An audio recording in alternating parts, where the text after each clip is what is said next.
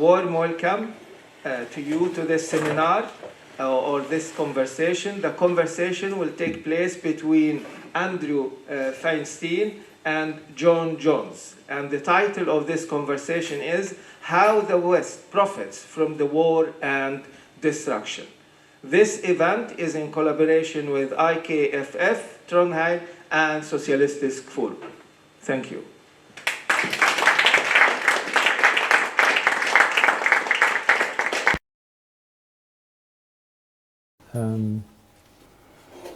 I have to admit that I've been very looking forward to this meeting because Andrew is one of my really great heroes. I've been aware of him since I bought his book some 14, 15 years ago, this one. And the book is still the Bible if you want to know anything about world arms and the arms trade. The Shadow World, a very apt title.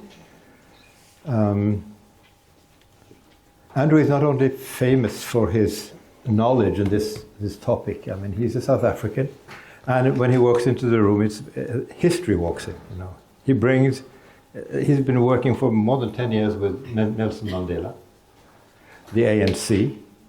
He's gone into ANC and out of ANC. Now he's in the middle of the struggle for a better Britain. He almost toppled Keir Starmer in the last election. So this is a man with huge impact in not only South Africa, where he comes from the Jewry, from the Jewish communities, and from Britain. And it's so excited to be here with you. Thank you. Andrew. I thought it would be apt, and we talked about this, that you should sort of bring us in to walk us through your first years in South Africa and what brought you there to Europe. Ooh, sure. So I have a slightly weird history in that I grew up in South Africa to a South African father, and my mother was Austrian from Vienna. And she and her mother were Jewish, her dad was not, he was Catholic. And they survived the Second World War in Vienna itself, which not many Jews did. And they survived by being hidden in the coal cellar below their house, on and off for 3.5 years. And so whenever there was a raid in the area, they would go down into the cellar, and my mom would be rolled up in a carpet, and the carpet would be put up against the wall, and coal would be packed around the carpet. And a few years ago, when my kids were younger, I took them to see the cellar. And there are actually bullets in the door. It was a huge steel door. And the bullets didn't penetrate the door, and they were obviously trying to shoot out the lock. And when I many years later, landed up as a member of parliament in South Africa, I discovered that the Holocaust had never been mentioned in the South African parliament, which seems bizarre, but then when you think about it, we were effectively ruled by neo-Nazis after the Second World War from 1948. So it's not that surprising, I suppose. So I introduced a motion on the Holocaust, and my mom and I had long conversations in the lead up to that.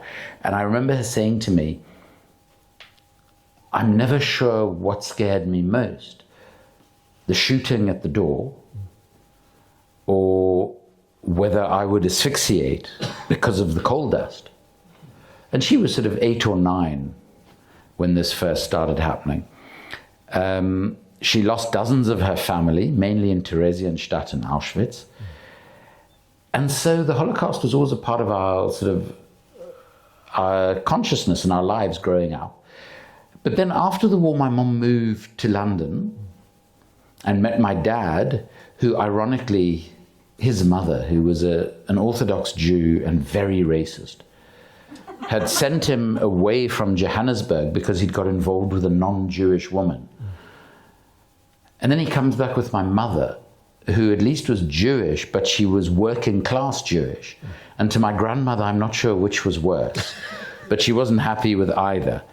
And, you know, my mom spoke to me about the fact that she arrived in South Africa, and at that point in apartheid, you know, you only saw black people in so-called white areas during the day doing work. And then if domestic workers sometimes lived in those areas on the property of the people they worked for, but otherwise people had to go back to the townships.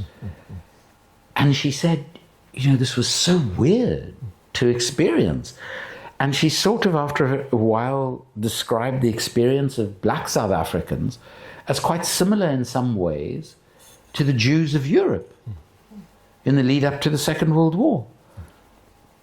And so she got involved in the anti-apartheid movement. My dad had been sort of very peripherally involved. She got involved with an organization called the Black Sash. She also worked at a non-racial theater called the People's Space. So during the holidays, from the age of, 8 or 9 probably, I would either be going into townships with her, which was illegal and very few white people did that, or I'd be at this extraordinary theater where I was surrounded by people like Athol Fugard, who was a very famous apartheid-era playwright. And he worked with these 2 incredible actors, John Carney and Winston Chawner. And they would just be hanging around. There was this pianist who was then known as Dollar Brand, who became very famous as Abdullah Ibrahim. I just grew up with these people. And I thought, this is what most people are like.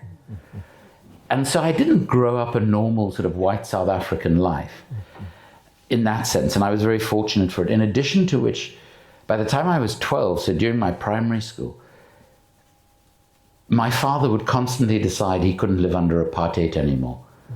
So he'd come home on a Thursday or Friday and say, on Monday we're going back to Austria, or once we went to Holland, once we went to London.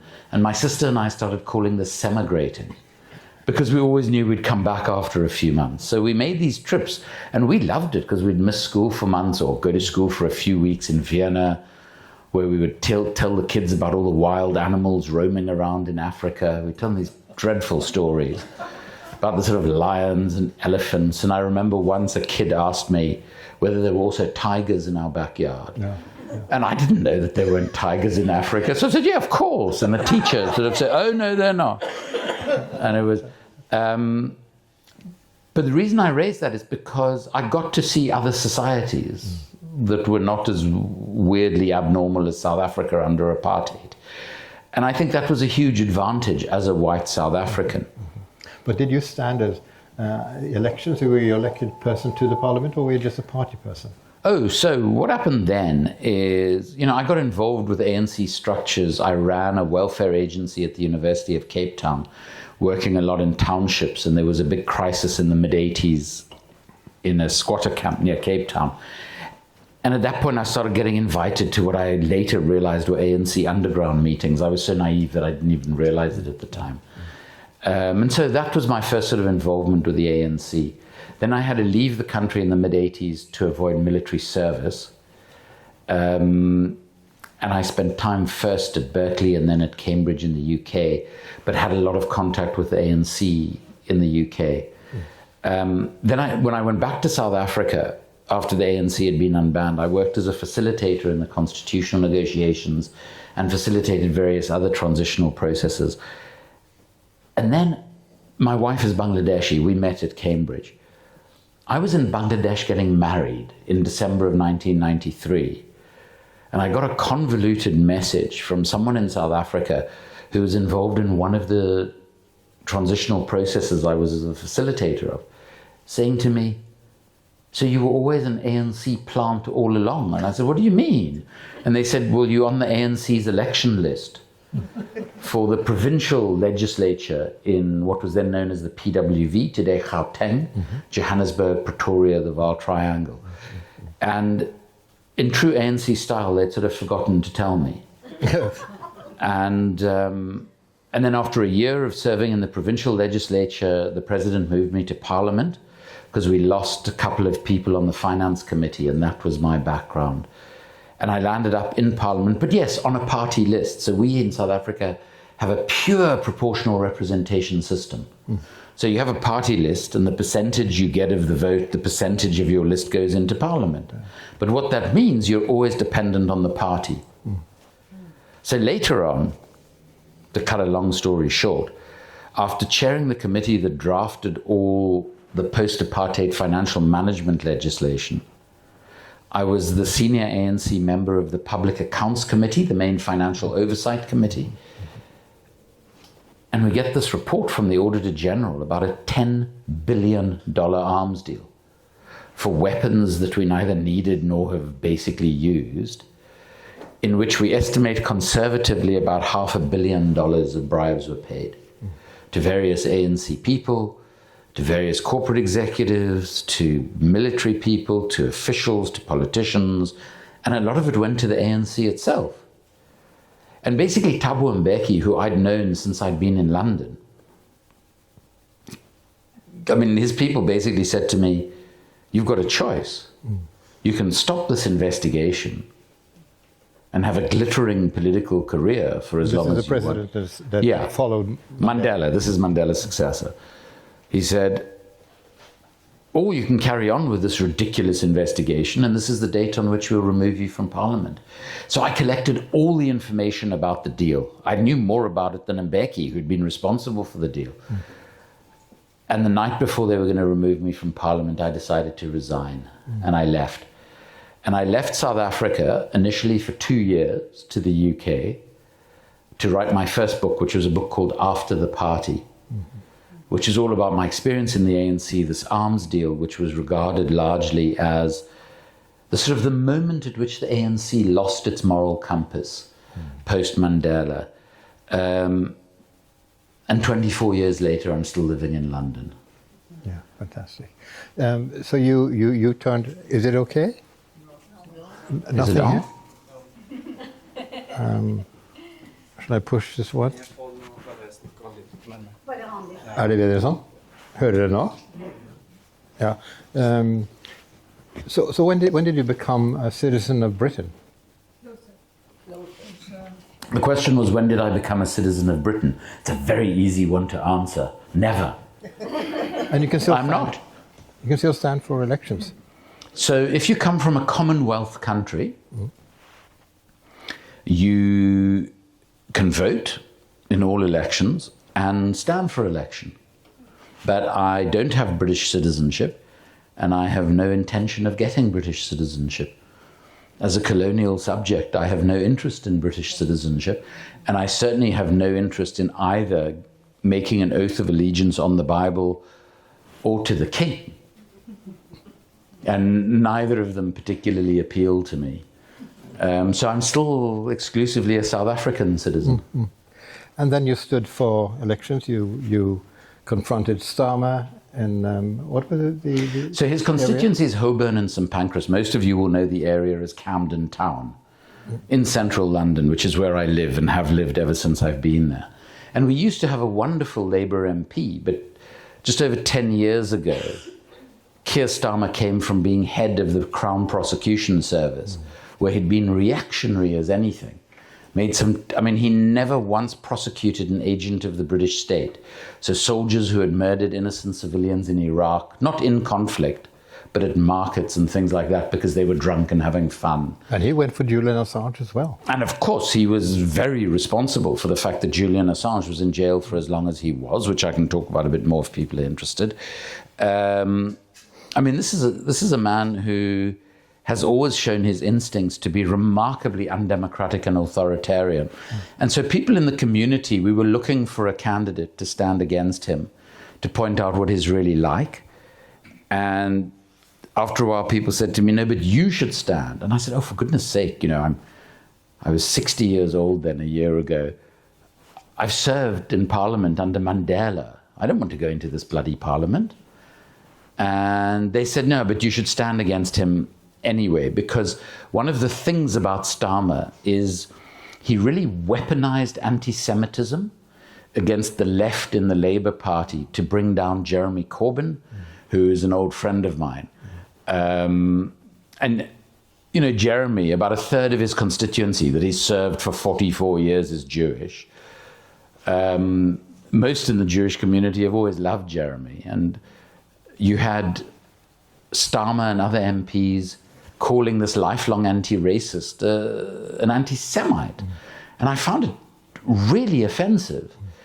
And obviously, as a Jewish person, it's sometimes a bit easier to stand up and confront these sort of false allegations. And, I must say, I find it really offensive that politicians would use things like the Holocaust, because they would always invoke the Holocaust, and that they would use the suffering of 12 million people, half of whom were Jews, and as I mentioned, included, many members of my mom's family, to fight their pathetic factional battles within the Labour Party. I mean, it's quite grotesque. And I had publicly been calling out Starmer for this because he was the real driver of this. And he drove out many, many people from the Labour Party as anti-Semites. At one point, they even accused me of making it difficult for the party to campaign against racism and anti-Semitism. So they put me onto some sort of disciplinary process. So I wrote back to them. I could have written a paragraph, but instead I wrote 30 pages. And basically what I said in the 30 pages was, well, if you're giving me the choice between the anti-racism that I learned from Mandela and Archbishop Desmond Tutu, who was a friend and a big support to me when I was unveiling the corruption in the arms deal, if you're asking me whether I'm going to drop that sense of anti-racism to adopt Starmer's, what I described as a hierarchy of racism, where anti-Semitism is really the only form of racism that matters, then I'm afraid it's no choice for me, because I regard what Starmer is doing as racist in the extreme. Surprisingly, I never received a response from them. Surprise. But they did expel me, but it was 2 days after I'd resigned to compete against him in the election. But it took them 3 days to realize that 3 weeks to realize that I'd resigned. Amazing. We could have a night about this. If we then jump to arms and profits from arms, you told me, which talked about that Norway is the per capita biggest ammunition seller or arms seller in the world. Ammunition manufacturer. Yeah, Nammo with our sports people have the Nammo label. Yes. Yeah. Money has always been a part of armament and weapons and the weapons trade. But when I read your book again now for this meeting, I realized that there's a kind of cooperation between the huge companies, Lockheed Martin, BAE, and so on. Yeah. They're not sort of fiercely competing, they're working together. Well, at some levels they compete, and at some levels they cooperate. So it's this weird sort of thing. It's like many of the companies like Lockheed and BAE claim to be private companies. They're owned by listed shareholders. But they're basically arms of the state. The executives of BAE Systems have the same right to attend national security meetings within the government as the Minister of Defense does. It's absurd. And these are the executives of private companies. Its primary motive is profit. I personally don't believe that the manufacture of weapons should be a for-profit business. I think we should go back to having them as a state-controlled function where you could regulate it far more intensively. Because now it operates with no regulation. They claim to regulate, that we have so-called arms export controls. But the reality is that to be selling arms to Saudi Arabia and the United Arab Emirates while they were involved in the Yemen conflict, or obviously to be selling arms to Israel while it is involved in a genocide in Gaza, that violates all of the controls, all of the agreements that exist, like the United Nations International Arms Trade Treaty, which all say that if the export of an arm is likely to increase the possibility of civilian casualties, then you can't export it. Now, on that criteria alone, obviously, all of these exports are illegal. So this is an area...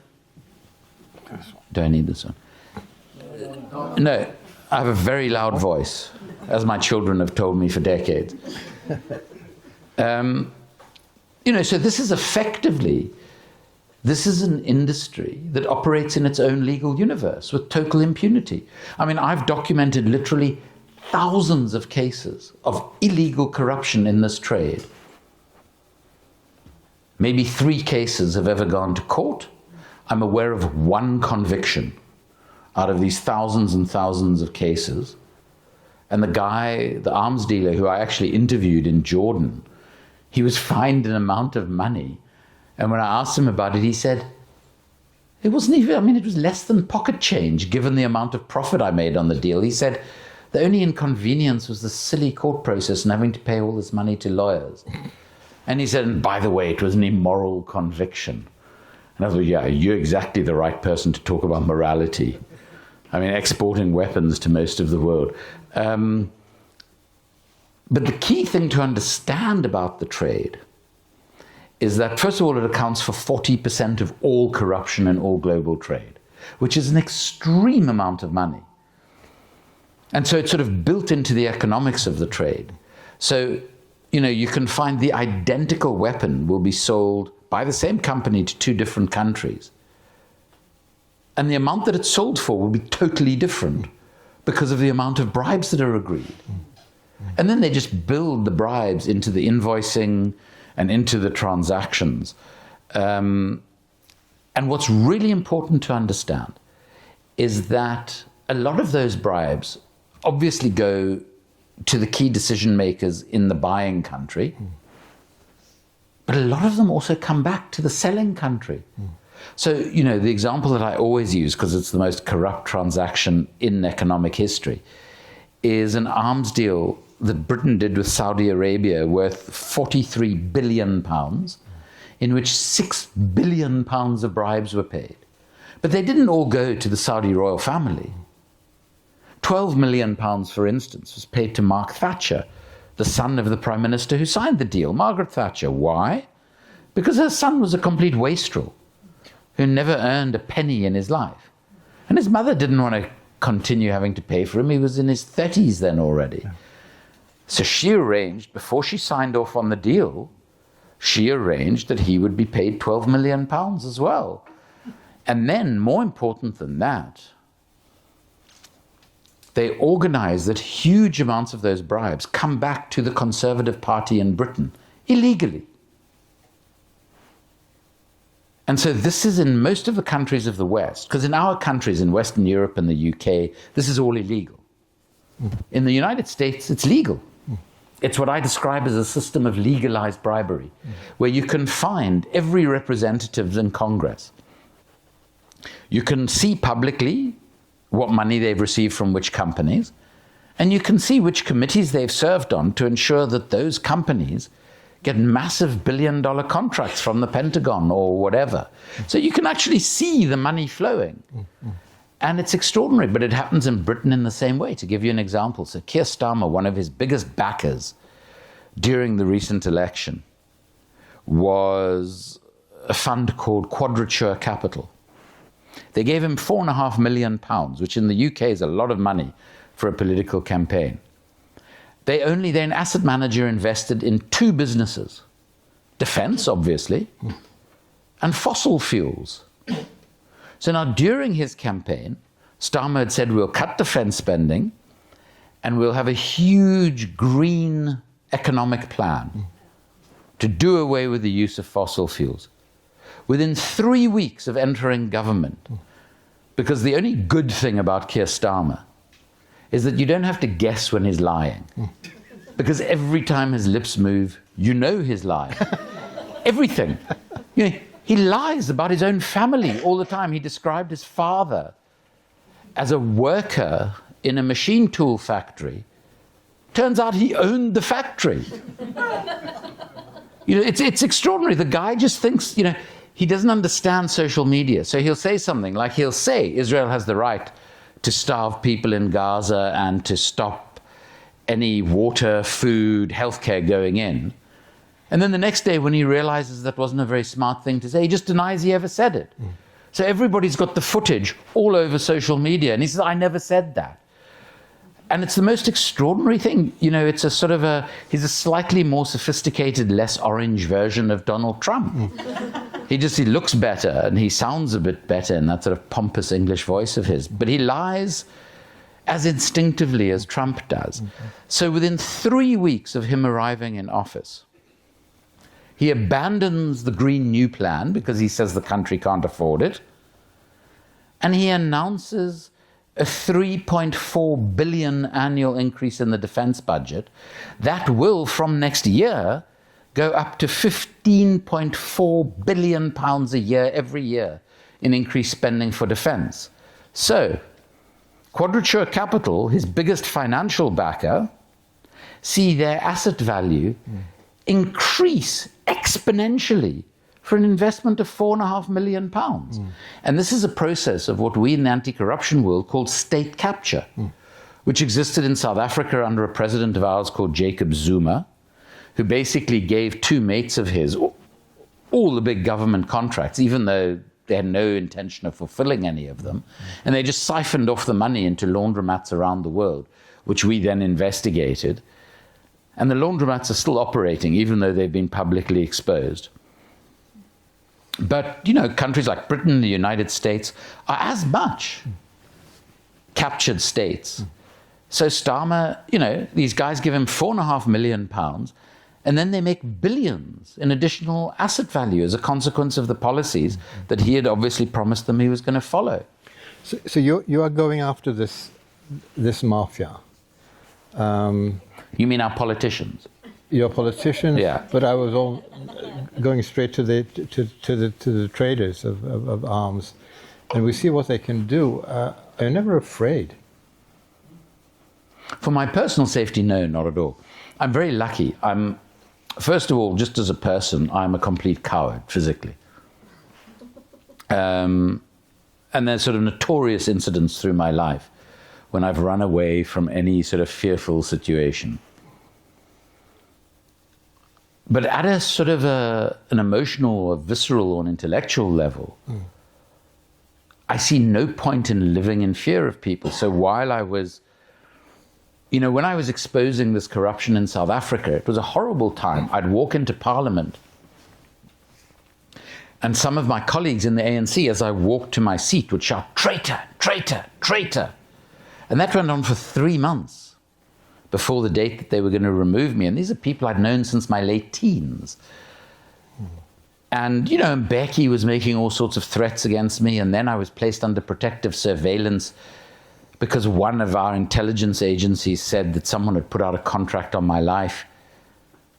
And then one of the other intelligence agencies came to me and said, "Those people protecting you are the ones who are actually involved in it." So I just thought, this is ridiculous, and I told them all to go away. Yeah. And I suppose I resolved then that I had a choice. I could be fearful of all of these things, and then there was no point in getting out of bed in the morning. Then I might as well just spend the day in bed. Or you can just carry on. And frankly, if anyone was going to take me out, it'll massively increase the sales of all my books and films. Yeah. Good for you. And my publishers constantly remind me of this. But the people, I must just say very quickly, the people who really do take the physical risks are the whistleblowers and the sources who provide people like me with information. Now, we know the famous names, like the Chelsea Mannings and others and the Snowdens of this world. But there are thousands of these people whose names we never know. I mean, some of them, I don't even know their names. And they're the ones who take the real risk, especially if they're in the militaries or in the companies or in government. They're the ones who are the real heroes in this situation. So could you walk us through, when you have the sort of, you get a feeling of this is something going on in this company and so on. Where do you start? How do you, because these figures are not sort of, maybe in the States you can find something, but I guess a lot of black figures are in UK. Yeah. So with all of these sorts of things, you look at a transaction, and I've just sort of taught myself to do this. And I had to start when I was in Parliament with that first South African deal.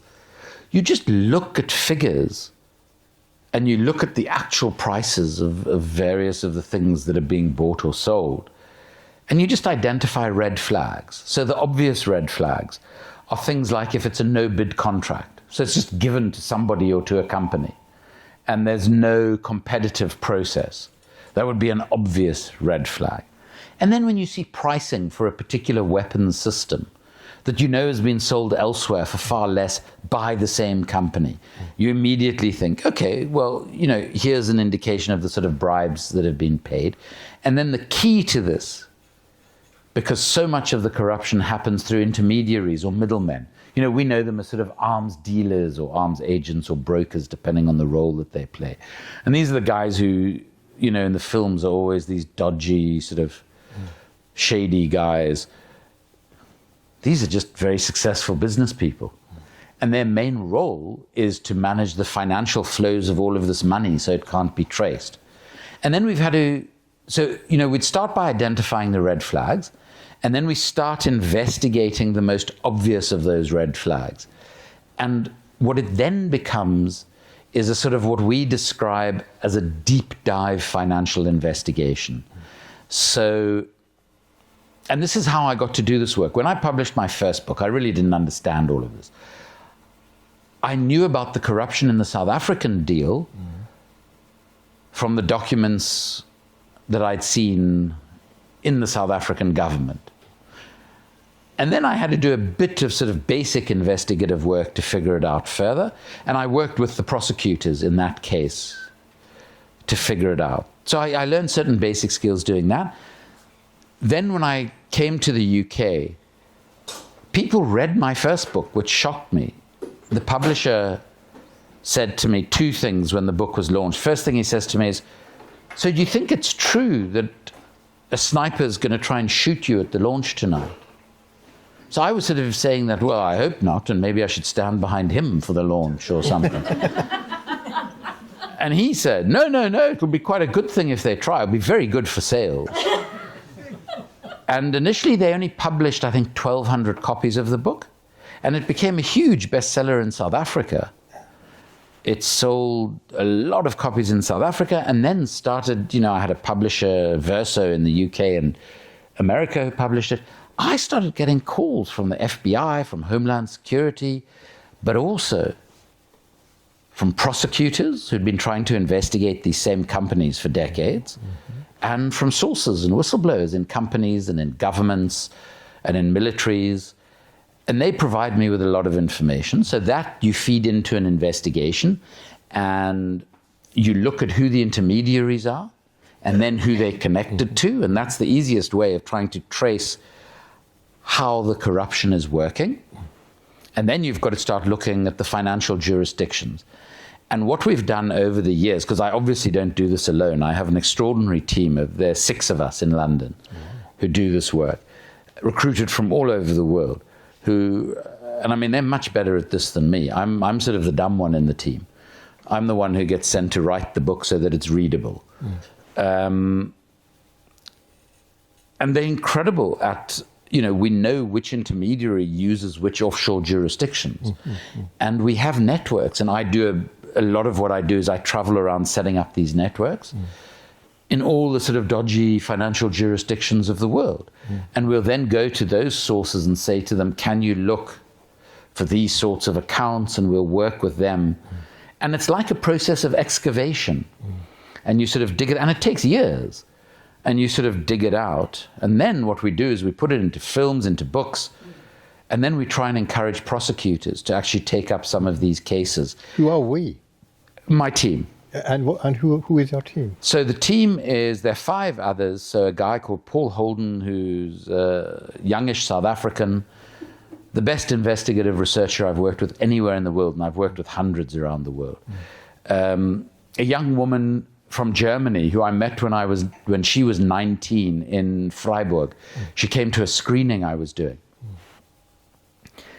And she spoke to me at the screening, but I, of course, forgot. I have a terrible memory. And a few weeks later, she called. Then there were only 2 of us, Paul and myself. She called us and she said, I'd like to come and do an internship with you. And we said to her, well, we've got no money, so we can't bring you here. We can't pay for you to stay anywhere, let alone pay you for working. And the 2 of us can't manage each other, so we really don't want anyone else around who needs management. And she said, no, I'm coming anyway. And we completely forgot about her. And then one sort of Wednesday or Thursday, I get an email from someone saying, what time shall I come to the office on Monday? And I said to Paul, who the hell is this person coming to the office on Monday? And he has a better memory than me. And he said, oh, don't you remember we once had a conversation with her? So she just turned up, and we thought, what a weird person. And after 3 days of us ignoring her, she said to us, will you give me 10 minutes of your time and I'll tell you what I'm going to do on this internship? So we sort of said, okay. And she started this presentation to us, and Paul said to me, within 30 seconds, he said, I cannot believe what an instinct this person has for this work. She was 19 years old. She's now, I think, 26, 27. She's done an internship with us every year, and she started working for us full-time in London 2 years ago. And that's how we've put this team together. They're extraordinary, extraordinary people. And that's how we do this work. Fantastic. It's my impression that Freedom of Information Act is more respected in the US than in UK. It might not be true, but if it is, do you sometimes work through other countries? Of course. To Britain? Of course. So we'll work through multiple countries. Tony Blair was asked what his greatest political regret was his last day in office. He said freedom of information legislation. He said, all this transparency makes it impossible to run government properly. Which, if you're as corrupt as he is, I estimate that he's made at least £110 million personally, directly out of his decision to assist in the invasion of Iraq and out of his association with British arms companies. And his finances are more complicated than most of the organized criminal networks that we've investigated. To hide the money. To hide the money. So, of course, he regrets that he passed this legislation. So Keir Starmer just ignores the legislation. We don't get any responses in the UK anymore. In the US, sometimes you get slightly better responses. It varies from country to country. I do find, to be honest with you, in Norway, it is a lot easier to get information. I once had, after the Shadow World came out, as you can imagine, most defense ministers, senior politicians, generals, etc., ran a mile from me. In Norway, I shared a platform with the Minister of Defense. He said to me, do you think there's corruption in Norwegian arms deals? So I said, well, I haven't investigated any of the deals myself, but just looking at it superficially, yes, absolutely. So he said, okay, so you and your team can come to Norway and we will pay you to investigate any deals you want to look for corruption. He probably said that because he knew they were about to lose office and they lost the next election. So he didn't have to follow through on his promise. But just the fact that he appeared with me, and in Holland is the other country, I must say, where the head of the Arms Export Control Authority did a Q&A with me at a film screening of the Shadow World film, which, by the way, if you're not quite up to reading a 555-page book with 3,000 footnotes... 100 pages. Yeah. Notes. You can see the film based on the book, made by a brilliant Belgian director called Johan Grimonprez. It's free on YouTube at the moment until the producers discover, and then they take it down. It's just called Shadow World Film, and you should look at the 94-minute version. And he's done a brilliant job, Johan, of showing the sort of systemic nature of this trade. And he's a very poetic filmmaker, and he does it in a remarkable way. Fantastic.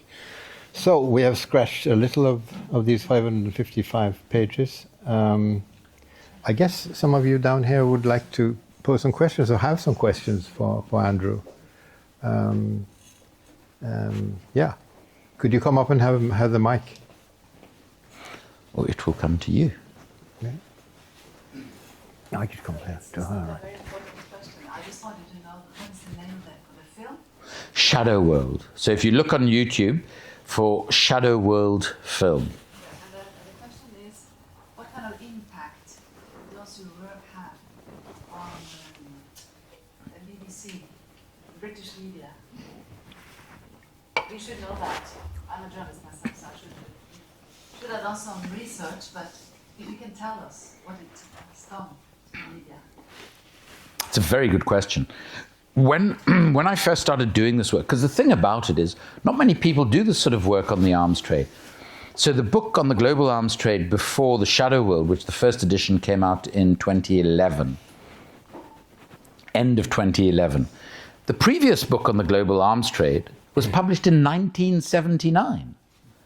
And the reason for that is publishers are very reluctant, because the people involved in the trade like to sue anybody who writes anything about them or who says anything about them. And I do get constant threats that people are going to sue me. And we really enjoy it, because we can't afford to hire expensive lawyers. So what we do is, when we get a letter, which happens a few times a month, when we get a letter from a big fancy law firm, and they all do it in London, even if they're not from Britain, because London is the sort of libel and defamation capital of the world. We respond by saying, we're in the very fortunate position of we can decide what sort of work we're going to do. And we choose to investigate people like your client because they're part of the problem in the world today. We do not stand in judgment of the sorts of clients that you decide to defend, but we would like to tell you a bit more about your client. And then we just send them things, like we often send them their clients' bank statements, which show all of the corrupt monies coming in and all of the corrupt monies going out and who it goes out to. And we say, this is just the tip of the iceberg. So when your client sues us, we'll be revealing everything we've got on them. And astonishingly, we tend not to hear back from them. So that's, yeah. But the question about what impact does our work have? You know, it's the perennial question. We engage in what you would describe as political activism. We support a lot of activist groups in Britain and around the world. We provide information to groups working on the conflicts involved. We get involved in a lot of political work, which is one of the reasons I stood against Starmer. When I first started this work, and I was a bit more polite about it, I used to appear on all the world's biggest media, BBC, CNN,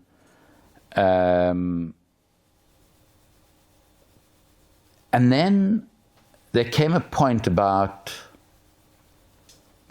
10 or so years ago, 8 years ago, when they started saying to me, we really want to have you on, but you can't say anything about Saudi Arabia, or you can't say anything about Israel, or you can't say anything about Tony Blair.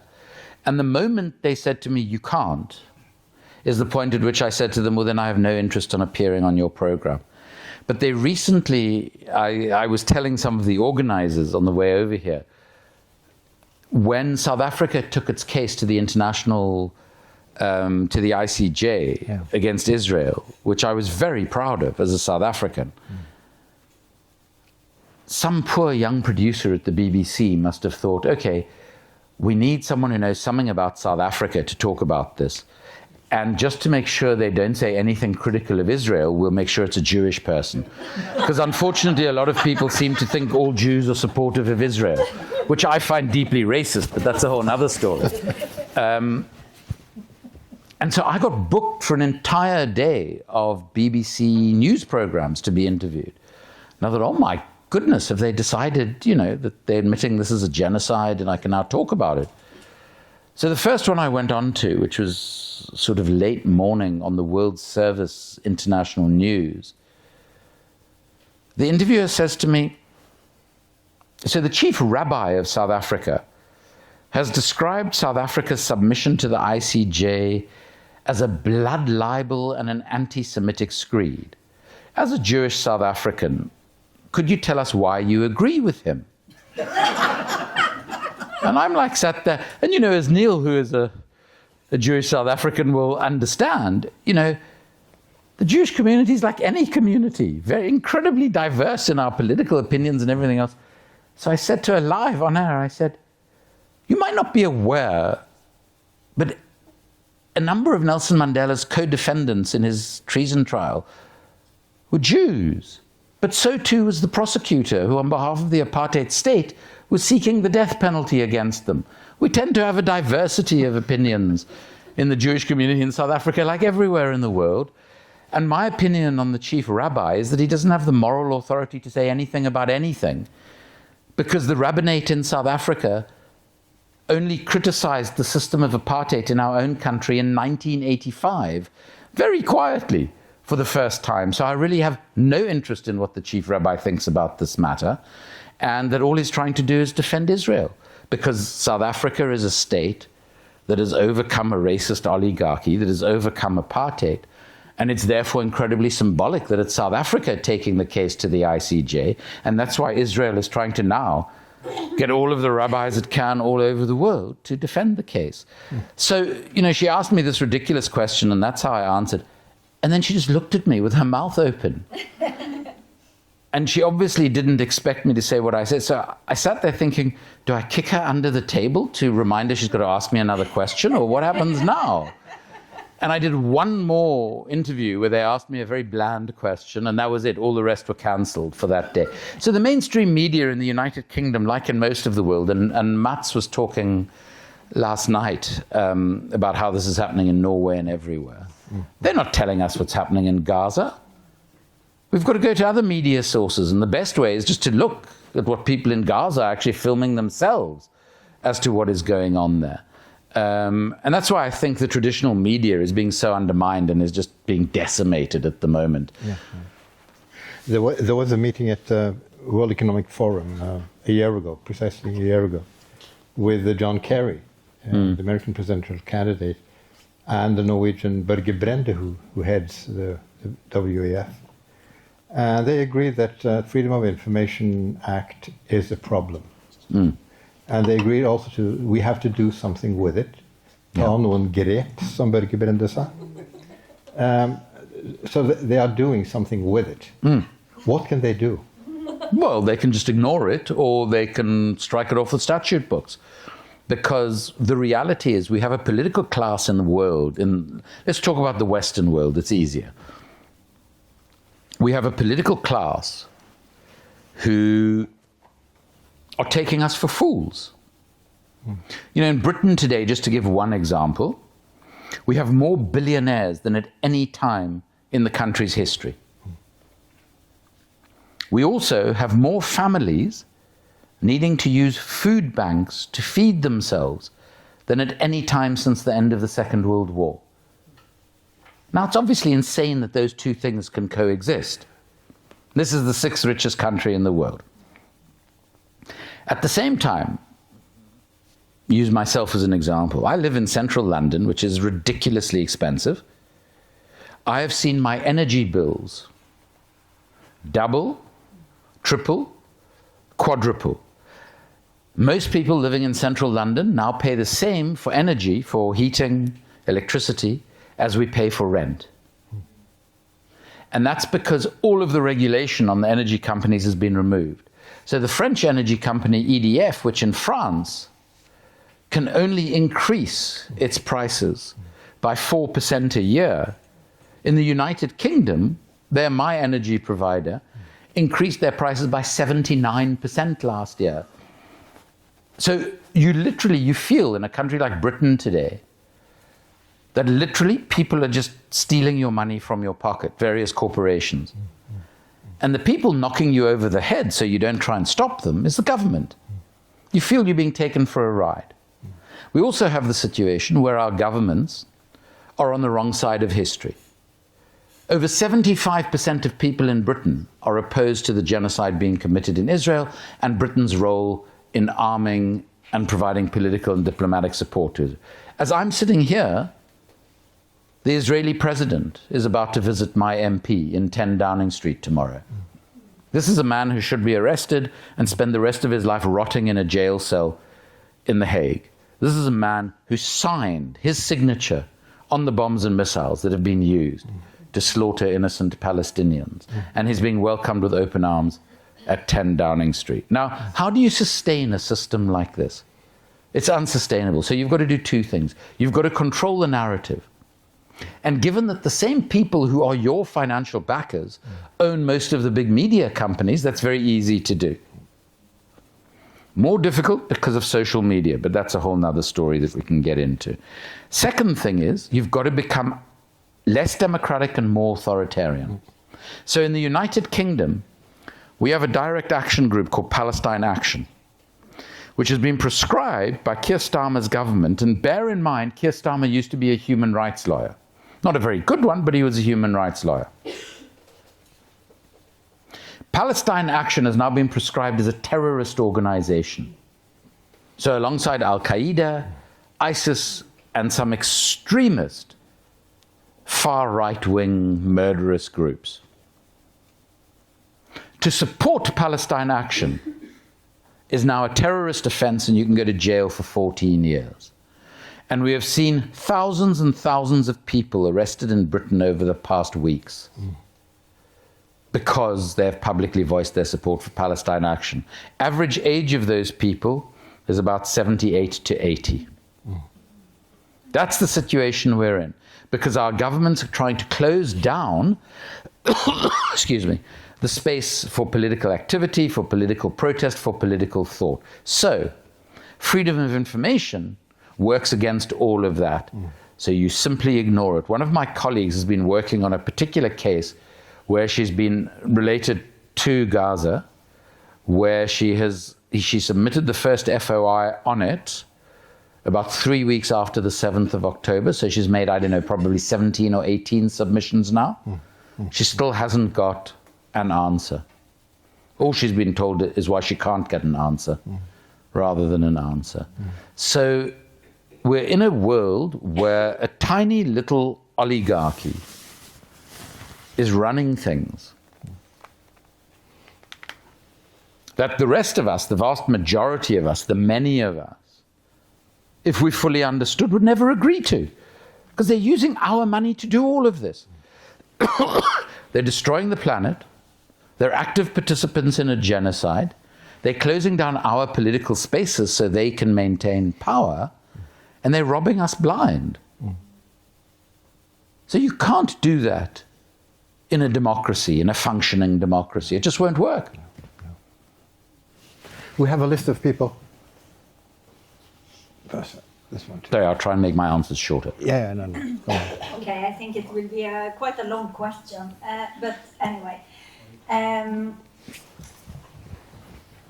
have been thinking for all my life that I live in a democracy and that I have free speech. But I recognize that it was like that, I don't know, but when I wanted to ask questions that are not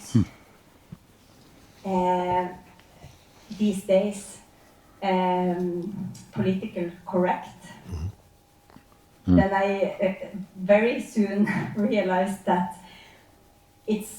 we don't have freedom of speech. And it started with me looking at some of Jeffrey Sachs' videos when he was talking about the Ukraine and Russia war, or what we should call it, whatever. It's a war. And I was like, why haven't I heard about this before? And then this new party in Norway came, and I was like, okay, it's something. It's not only me that find this kind of interesting to hear about. And then I wanted to search for more answers, and I understood that it was absolutely nothing to find in Norwegian media. Only that 10 years ago and so, you could find something.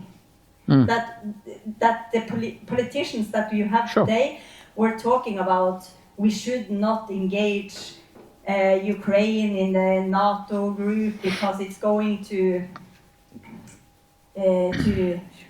end up in a war with Russia and stuff. But now the same politicians are like, this happened like out of the blue and blah blah blah, you know. And in my sense, it's logical that something has happened here. It's not out of the blue. It has something to do. I'm not a war expert or something. I'm just an ordinary nurse. But it's like obvious that something happened before the invasion. And then my question is, what happened to the media? Because when this full party came, then there was no space for them in the media, and they were just called like Putinists and stuff like that. And even on the voting day, they NRK and VG, two newspapers in Norway, were posting articles about this one Furi guy, that he was a Russian spy or something like that, Sure. but without evidence on the election day. Mm. And then I'm like, what is happening between the media and the military industrial complex kind of thing? And also I don't know what I actually read, but I read something about Nammo, or opening this section in Ukraine. Yep, with NORAD. And what is this? With NORAD? With NORAD. That's my question. The What Norwegian is this? Development Aid. Yeah. Because it's like a crazy soup. Sure. So that's my question. That's a great question. And if I may just say two things very quickly. First of all, there's no such thing as an ordinary nurse. People in the healthcare sector, especially people who take on roles like nursing, are the real heroes in our society. And we should never forget that. For me, who are the most important people in our society? Not the politicians, not the corporate executives. If I had to name two careers very quickly, it would be nursing and teaching, probably. People who get the least recognition, do not get paid very well, though it might be better in Norway than it is in the UK. Most of whom in the UK, by the way, are not British. I mean, I talk to more South Africans whenever I have to go to hospital in the UK than at any other time, because so many of the nurses are imported. The second thing to say, is that a keffiyeh you're wearing? Yes. Okay, because you don't even have freedom of clothing in certain parts of the world. So you'll be astonished to hear this. There are some universities in the United Kingdom, including one of my own past universities, the University of Cambridge, where it has now become, they have an injunction from the courts against anybody wearing anything that could show support for Palestine. The University of Cambridge wanted this injunction to be not just over the university properties, but over the entire town of Cambridge. And they wanted it to be in place for a minimum of 5 years. And this is supposed to be one of the best universities in the world. Fortunately, they only got they got a slightly lesser injunction, but they still got an injunction. I mean, it's just reached points of absurdity that are tragic. So let me answer your question by saying, first of all, what has happened to our politics? Our politics has been bought. We have, as the American journalist Greg Palast says about America, we have the best democracies money can buy. And it's really important for us as citizens to understand whose bidding our politicians are doing. Like I told you the story of Quadrature Capital. I can name Starmer's big individual donors as well. A chap called Trevor Chin, a South African called Gary Labner, billionaires whose interests are in no wealth tax and no criticism of Israel. And that's exactly what they get for their money. The companies that have controlling shares in most of the world's defense companies, weapons makers, are 6 huge asset managers. You would have heard of some of them: State Street, Fidelity, BlackRock, etc., etc. You won't be shocked to discover that they have significant holdings in most of the Western world's big media companies. And even when there is a publication that isn't dependent as a major shareholder on one of these financial institutions, that all have political agendas, which is why we have no wealth taxes in most of the world where billionaires live. We have, what's his name, Jeff Bezos, when he bought the Washington Post. He decided a year or so ago that they would not accept opinion pieces that were critical of capitalism or the United States of America. I mean, what the hell is on their opinion pages? Do they just write praise to Amazon and to Jeff Bezos or to Donald Trump? This is how terrifying it's got. And most people are completely unaware of this, but they still read the Washington Post every day. So just as we have the best democracies money can buy, we have the best democracies, we have the best media that money can buy. So I don't expect, when I look at the mainstream media, I don't do that in order to learn or to be informed.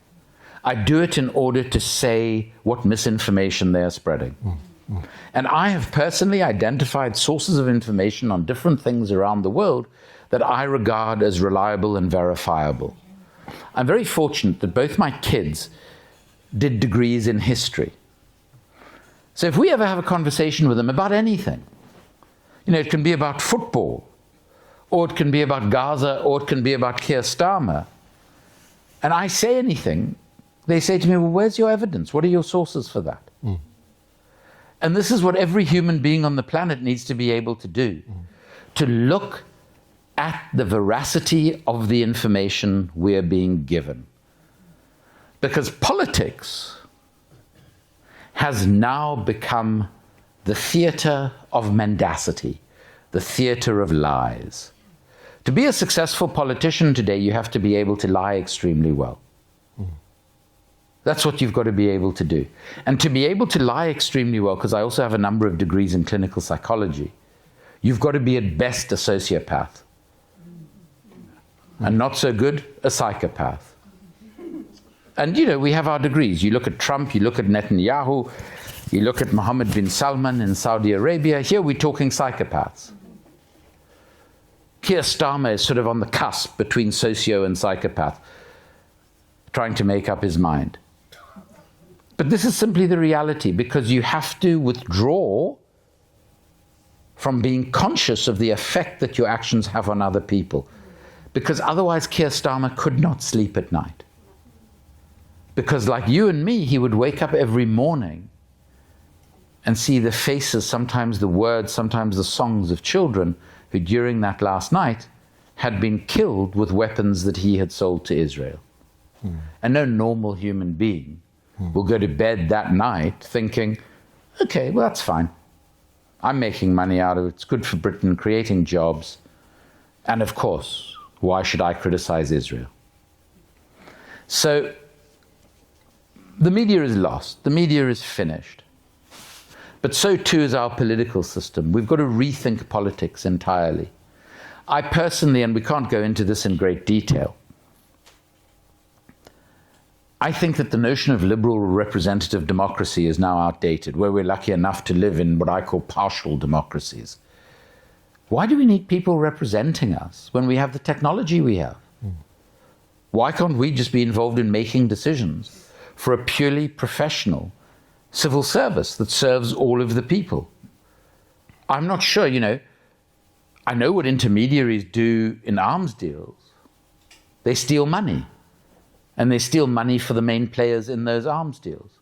I'm beginning to think that's what political intermediaries do as well. So I look at the House of Commons, the mother of all parliaments, and I can name maybe 10, 12 people out of the 640-something who are actual representatives of the people who elected them.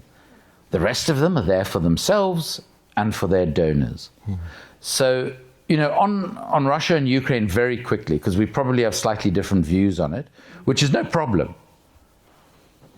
The one thing I think is the world is nuanced and complicated. I don't think it's a problem to disagree. I think disagreement and debate's an incredibly good thing.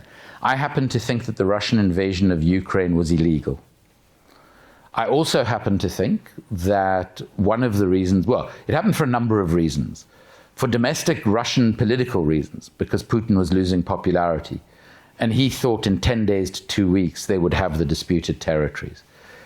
Because the intelligence, this is the problem when you have that sort of completely mad strongman figure, like a Putin or a Trump, is people are scared to tell them the truth.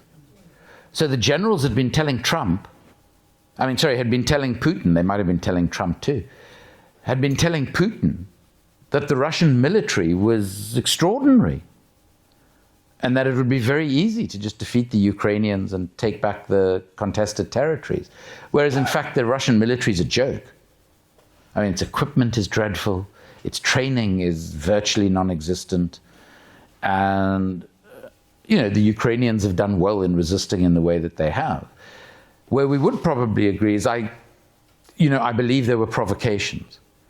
We know that America promised the Russians that NATO wouldn't expand eastward. It's gone so far eastward that it is at Russia's borders. And that's another part of the reason for the conflict with Ukraine. We also know that the West is a remarkably unreliable partner when it comes to any sort of peace negotiation. This is not to say I think Putin would be a reliable partner. I don't think any politician would be, to be quite honest. But the fact is that in terms of international law, it was an illegal invasion, and Israel should be treated far worse than Russia's been treated. But Russia's been kicked out of sporting tournaments, been kicked out of the Eurovision Song Competition, which I would regard as a blessing, but some don't. There have been sanctions against Russia and Russian individuals. I mean, on that basis, you know, the entire Israeli government and military should be in cells in The Hague right now. But of course, that doesn't apply. And this is where I think it's really important to understand something. Vladimir Putin and the Chinese leader are not the source of all evil in the world. I don't think they're good people. I'm not a fan of their systems of government or the way in which they rule. Nor am I a fan of the system of government we have in the West. And as you might have gathered tonight, I'm not a great fan of our politicians or rulers either. I think they're all a source of great evil in the world. I think that the political and corporate class in the world are the problem that we have. And the most important thing that we as human beings can do is we can ensure that the information that we take seriously is information that comes from solid sources that can be verified, and then that we stand up and do something about it. Because this is all happening in our names with our money. And we've got to put a stop to that. And if that involves us standing against our local politicians, if that involves us forming our own political parties while we still have this weird system of liberal representative democracy, if it involves bringing our country's economy to a standstill through strikes, protests, general strikes across the country, then these are the things that we should be doing. For far too long now, we have been so passive that we've allowed the political corporate class to effectively stage a coup over our democracies. And we have to take back what is ours.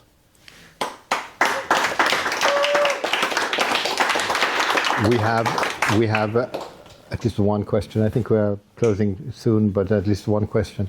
But before that, I just want to share 2 days ago, on our election day, the Norwegian Broadcasting Corporation, as you indicated, had information about Putin's influence on Norway and a particular researcher. And you know what the evidence was? He went to the old Königsberg or Kaliningrad to talk about Kant.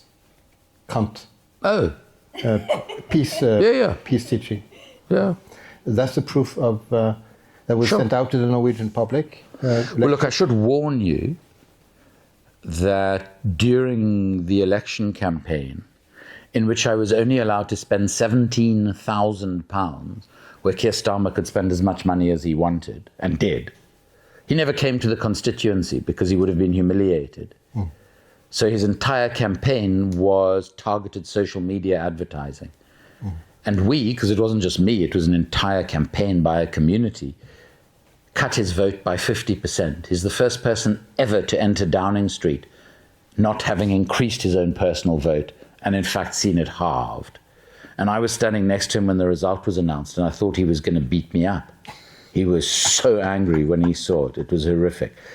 But, you know, the best they could come up with during the campaign is that my campaign was funded by Russia.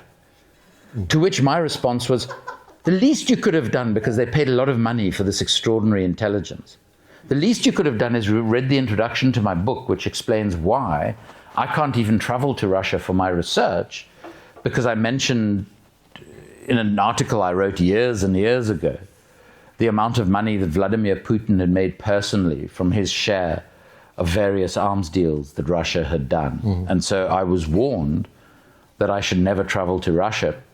And if I did, rather than waste money, just get a one-way ticket, because I wouldn't be around to come home. And second of all, if I was funded by Russia, where the hell's the money? No one showed it to me. could have done a lot more in the campaign had we known. But this is, this has become the sort of the ridiculous trope now of, and it's why, people on the right or the far right, I mean, because I regard the Labour Party now as the right. So I suppose the far right, the sort of Trumpian right, they talk about, fake news and things like that. And I think there is a lot of it. The fact that they actually distribute a lot of it as well sort of passes them by, and it comes back to this point of being factual and verifiable. Do we have another 10 minutes? Do we have another 10 minutes? Is it okay? Yeah. Yeah. No. There's a lady here and the gentleman there have had their hands The up. one. Jeg tror du må først. Nei da. Dette har vært lenge, skjønner du.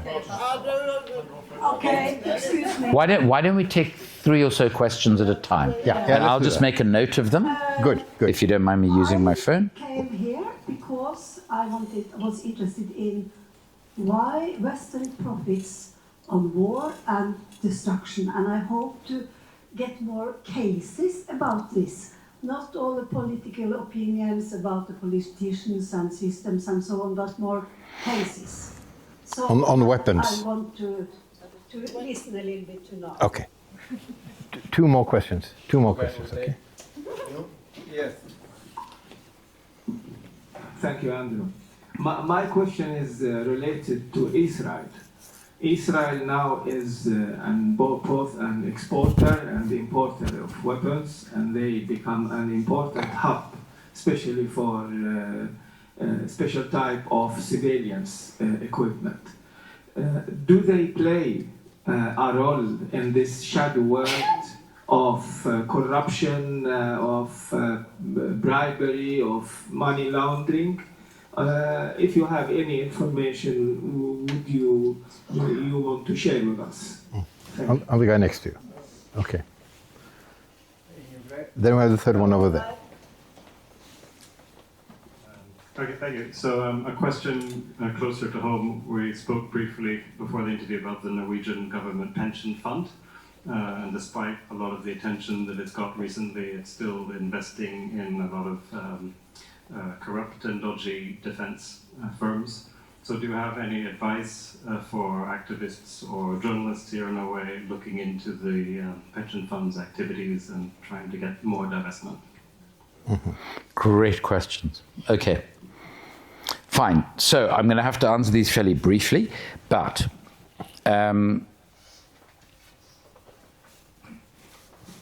so I'm writing a book at the moment called Making a Killing: How the West Profits from Slaughter in Gaza and Yemen.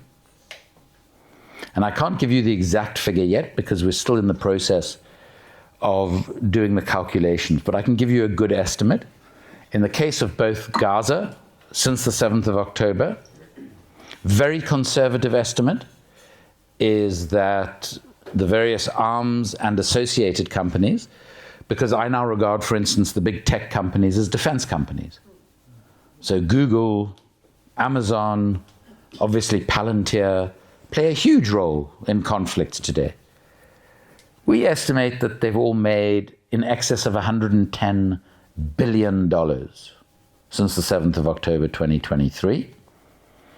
The figure for Yemen, which is obviously a conflict of almost 10 years rather than the sort of syncopated conflict in Gaza, is a very similar figure. Might be a few tens of billions higher or lower, I'm not 100% sure yet. And those are very conservative estimates because we use a methodology that anything that we're not sure about, dual use for instance, we just exclude. So that's probably the minimum amount that has been made from those two conflicts. If you look at it overall,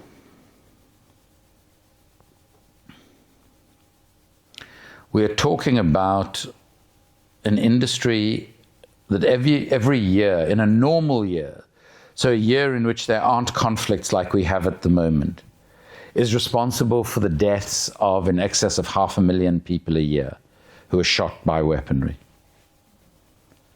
And every year we spend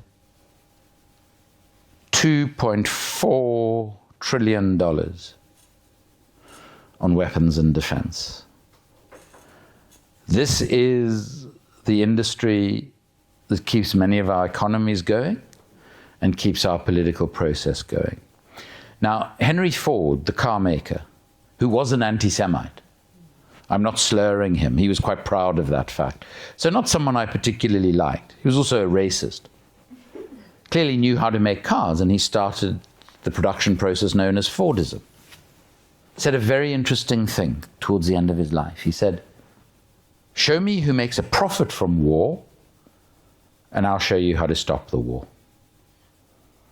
The reason militarism is front and center in our societies, where we have wars on everything.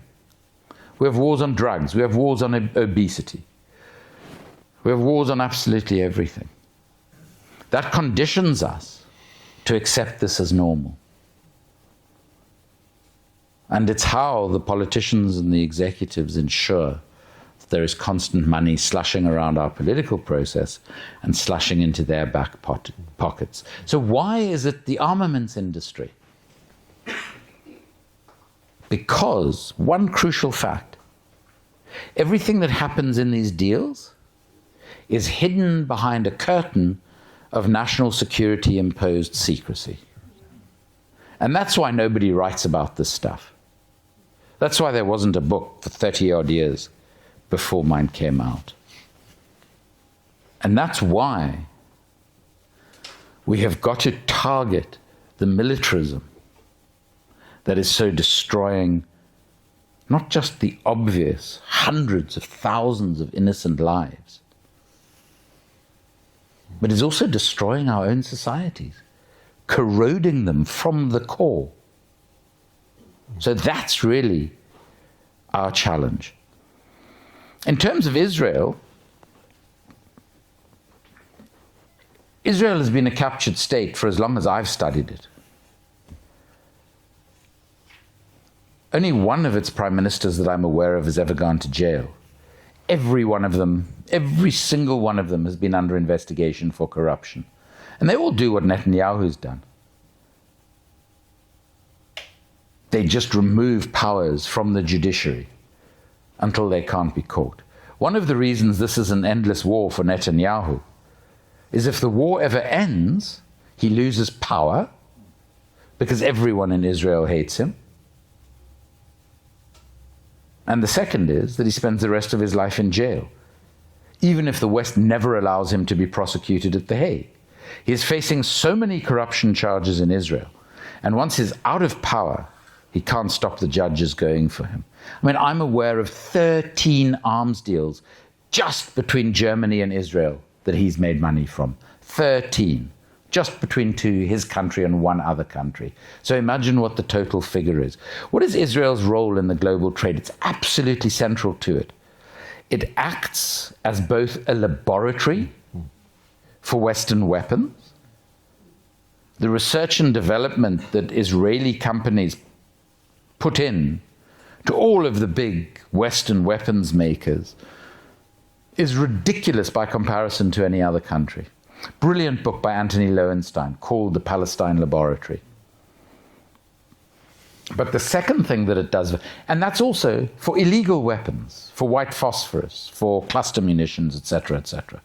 And the second thing that it does very effectively is it acts as a shop window for Western weapons. So while all these conflicts, including the current one, are ongoing, Israel organizes arms fairs. Not in Israel, obviously.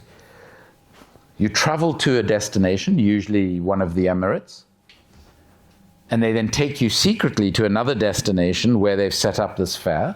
Before I wrote about this stuff, I managed to get into one. And there they show you footage of various weapons and how effective they've been against actual human beings on the ground in the occupied territories. And you sit there in this very comfortable big leather chair. I was one of the few people not in uniform. The others were all senior generals and things. And you have this very attractive young Israeli woman literally kneeling next to you. And she explains to you what's going on the screen. And she has her order book ready. It's as crude as that. So Israel is absolutely central to the global arms trade. And it's why it is a society that is not just morally corrupted, but it's also been materially corrupted for decades and decades. At one point, there was, some of you might be old enough to remember the Iran-Contra scandal, Oliver North, where America was illegally selling weapons to Iran to illegally then provide the profits from those weapon sales to what were called the Contras in Nicaragua, who were fighting a socialist government in Nicaragua. The whole thing, every part of it was illegal. After Oliver North had been exposed and sentenced to jail, of course his sentence was commuted, but he did actually get sentenced to jail. Israel continued to provide, because Israel was involved in providing the weapons to Iran on behalf of the US. Israel just continued. And I once asked a guy who has very strong intelligence connections in Israel how they managed to continue. So he said, oh, I spoke to the lieutenant colonel in the IDF who was responsible for the transaction. He said, well, we had a meeting of 5 people. Myself, the Prime Minister, the Minister of Defense, the Minister of Intelligence, the head of the Mossad. And I explained to them why we should continue this as a way to keep open communication with our worst enemy, Iran. He said, that wasn't the reason we continued, though. The reason we continued is because all 5 of us in the room were making a lot of money out of it. So that's the reality of it. In terms of the pension fund, that's a great question. So my organization used to do work for the Council on Ethics, which is supposed to provide sort of the ethical overview for the investments of the fund. It does nothing of the sort. It makes a few token divestments to make you all feel better about yourselves. That your money, which is I assume why they call the Sovereign Wealth Fund a pension fund, that your money is being invested ethically. It's nothing of the sort. There are still dozens, if not hundreds, of companies complicit in the genocide in Gaza, in which the Norwegian pension fund is invested. And I'll give you just one example. The Anglo-Italian arms company Leonardo, involved in the production of nuclear weapons, has been involved in systemic corruption around the world for as long as I've been doing this work. So over 2 decades. So those are 2 of the criteria of the pension fund. Is absolutely, implicitly and explicitly involved in the genocide in Gaza. And the Council on Ethics will not recommend to the fund that it divest from Leonardo. Why? I have absolutely no idea. There are obviously some political influences. We actually, when we were working with the Council on Ethics, we persuaded them to recommend, years ago, that it divest from Leonardo. The fund refused. This company, for some reason, has a hold over Norway. And your money is being used to sustain what is like a poster child of all of the most evil aspects of the global trade in weapons. So if I was an activist or a journalist or a researcher in this country, what I would do is I would hone in on that one company. And I would say to the Council on Ethics and to the pension fund, tell us, it's our money, tell us why you remain invested in this company that has all these links to Israel and to its genocide, that is systemically corrupt, that is involved in nuclear weapons, but from which you will not divest. And then ask them the question, how can you claim to be an ethical investor if you have 1 krona invested in any weapons-making company? It is what we in English like to describe as an oxymoron. You cannot be ethical and be invested in the arms trade. And it's up to you. You know, you do have a degree of political freedom in this country that you can still utilize, that we are seeing in Britain closing down by the day. Use it, take on your government.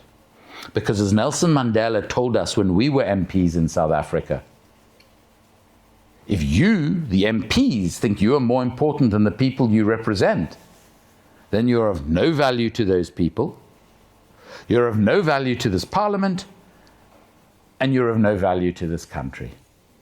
So in the name of Nelson Mandela, in the name of future generations of Norwegians, confront your own government where it is claiming to be ethical, and force it to be ethical.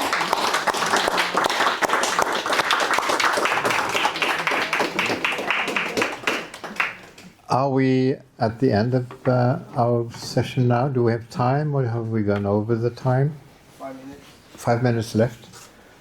You know, the argument that works with all the 169 parliamentarians for the fund not being able to catch all the villains is that we have 9,000 companies, and it's a hard work to find out whether they're villains or not. But each one of those 9,000 companies has been scrutinized over weeks and months and years before they were invested on the grounds of profitability. No problem finding out that they're profitable, but they cannot put that ethical element into that bag of scrutinizing. Let me tell you, I worked in finance for my sins when I was first kicked out of Parliament. And I'm actually grateful that I had some corporate experience and also to realize what a fraud most of it is. I realized I could do my job in half a day, so I spent the other half a day writing my first book. It is far easier to make the ethical judgment than it is to make the profitability judgment. I think so. And it would be so easy. You know, either Norway has to do one of two things. You've either got to say we're not an ethical investor and do away with the Council on Ethics. Don't bullshit yourselves and the rest of the world. Just do away with it and say we're not. We're like the rest of the world. We're an unethical investor. Or give the Council teeth, give it resources, and make sure the people who run it are independent, courageous, and competent.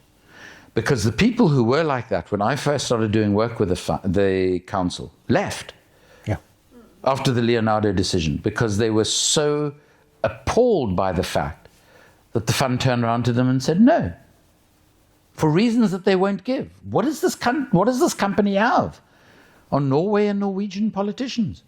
You know, you could understand if it was Nammo or something that could be described as a Norwegian strategic asset. This is an Anglo-Italian company. It's 30% owned by a proudly and explicitly fascist Italian government. And this is the company that Norway is protecting at all costs. It's an absurdity. But it speaks, it's not really just about that company, it speaks to the bigger problem. If you want to invest ethically, there are certain industries you've got to get out of altogether. I had a very interesting experience. I was funded when I was writing the Shadow World book by the Open Society Foundation, which is based on the money of George Soros. And the only real requirement in this extraordinary fellowship, which enabled me to research in literally dozens and dozens of countries around the world, was that if Soros wanted to meet with you, you had to drop everything and go and meet with him. So I went to have dinner with him one night in New York. And he is a terrifyingly smart man. I'd met him when I was an MP. Terrifyingly smart man. I mean, in the conversation that went on for hours, there were places and people he was speaking about, I had no idea what he was talking about. But I was too cowardly to show my ignorance, so I pretended I did. After hours, I worked up the courage to ask him. I said to him, you know, it's strange to me. You fund my work philanthropically, but you're invested in something called the Carlyle Group, which was this very notorious private equity company, still is in the United States, that used to have presidents and generals and on its board. And its investment strategy was very, very simple. Very, very simple.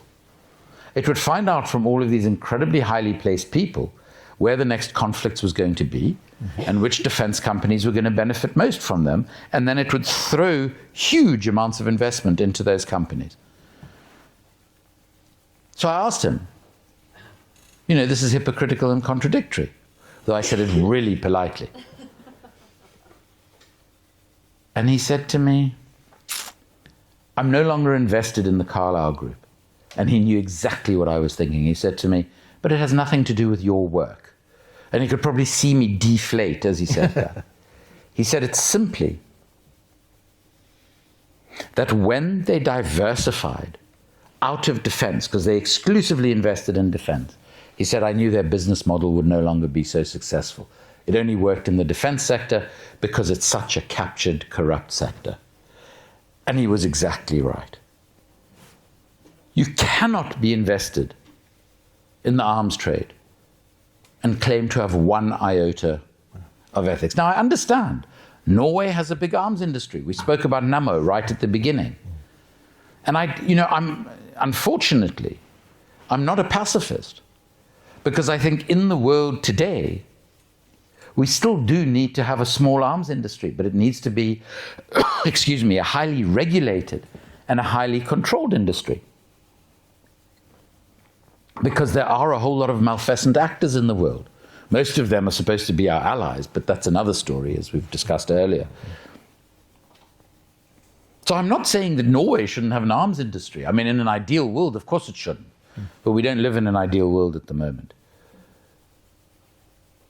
But, for goodness sake, you're invested in so many companies who are making part of those hundreds of millions of dollars of profit out of the world's first live-screen genocide.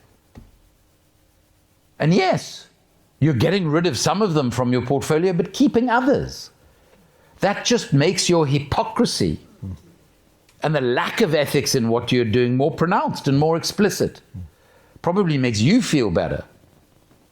But for those of us who work on these issues, who work against corruption, the Council on Ethics creates more problems than it solves. Why?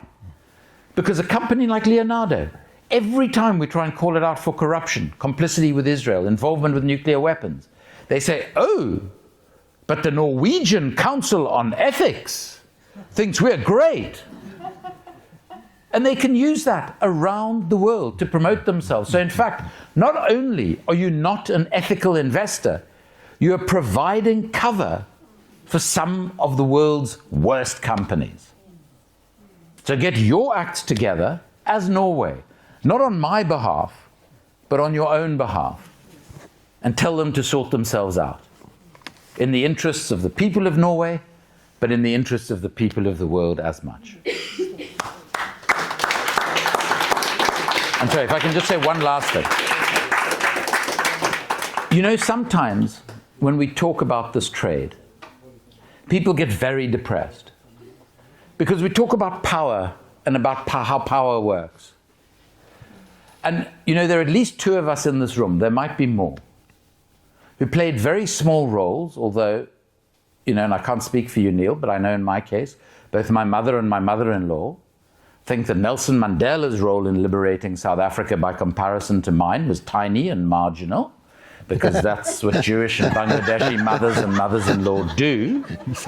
But there are at least two of us in this room who have experienced liberation, who have experienced at least a partially successful liberation struggle. South Africa has many challenges today, believe me, and I faced a lot of them head on. But we are no longer an apartheid state in which racism is entrenched in our law. So power can be defeated. Things can change. And we must never, ever give up hope or think that we can't take on the powerful, because they have their power because we've given it to them. And yesterday, Mads quoted a quote that I love to use, which is Margaret Mead, who said, "History is changed by the action of small groups of committed individuals. It has always been the case, and it always will."